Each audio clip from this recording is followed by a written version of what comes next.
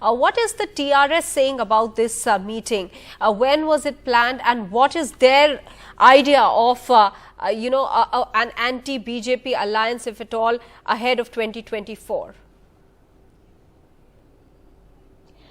Maha, as we all know, over the last few months, KCR perhaps has been one of the most vocal critics of not just the BJP, but the Prime Minister himself. And he has been, in fact, naming both of them and saying that not just people in Telangana, but the whole country, he says, must vote towards a BJP Mukt Bharat. That's what he said in his speech just the other day at the inauguration of a collector's complex as well.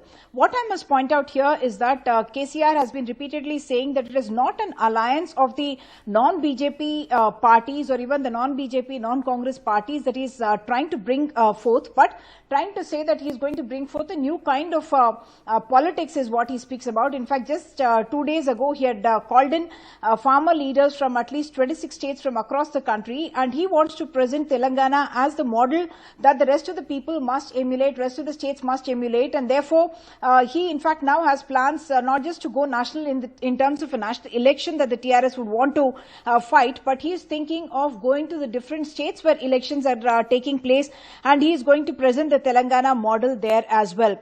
This reach out, of course, Galma, something that he had done along with Arvind Kejriwal in Punjab as well. He has reached out to the martyrs of the Galwan, incident that happened. And subsequently, as Manish was mentioning, 12 laborers from Bihar who had in fact died in a timber fire accident in Sikandrabad. He has reached out to those families as well and presented 5 lakh rupees. Of course, when he went to Punjab, it was to compensate all those people who died during the protests that happened on the outskirts of Delhi, and Telangana had announced compensation for them and supportive action. In a sense, KCR projecting himself as someone who is farmer friendly and is also wanting to market Telangana as a model to the rest of the country, and therefore going and reaching out. His efforts to bring together a non-Congress, non-BJP front not really been too successful in the last effort before the 2018-19 elections, but this time around, once again making his efforts. He has been constantly been in touch with various of these leaders,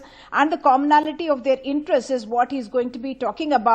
And meeting Nitish Kumar and Tejashwi Yadav, of course, who has earlier made a visit to Hyderabad. He in fact flew down and came to have lunch at KCR's residence, and even at that time discussions happened around what is possible in order to try and get the BJP out of power in 2024. So that's what they're working towards, and KCR certainly keeping all his political options open and making friends with whoever it's possible on that side. Back to you. Absolutely. Much because of also the fact, as Uma has been pointing out earlier on as well, about the TRS feeling the heat perhaps from the BJP in their own state.